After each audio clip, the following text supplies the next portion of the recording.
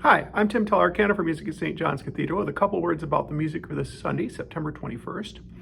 Our prelude and postlude this Sunday are French pieces by a couple of important early 20th century French organists and composers. The opening piece, the opening prelude, is entitled Pastorelle and is by Charles Tournemire. Tournemire was a very important organist and music educator in the early 20th century. He taught at the Paris Conservatory, and he was a very central figure in the development and education of organ students in France in the early 20th century. He was particularly renowned as an improviser, and he wrote an enormous amount of music, in 8 symphonies and incredible amounts of organ music and all, but he was primarily remembered for his abilities to improvise on the organ and as his role as a music educator, especially for organists.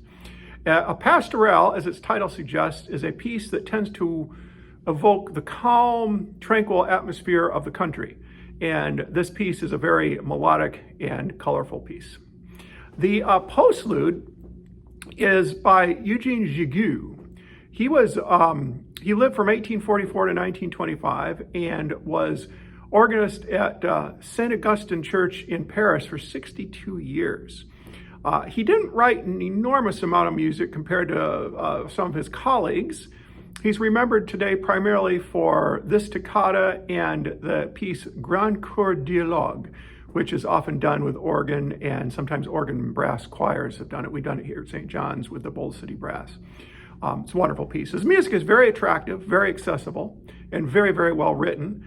This toccata is a typical French toccata on the organ in that it takes a rapid figurations in the hands over thunderous pedal notes in the feet.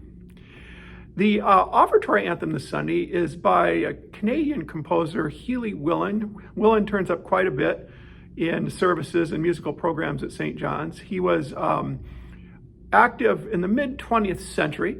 He was the organist for many years at St. Mary Magdalene in Toronto, Canada. He was known as an incredible improviser and a very meticulous composer. He was an Anglo-Catholic, and a lot of his music is written with very high church in mind.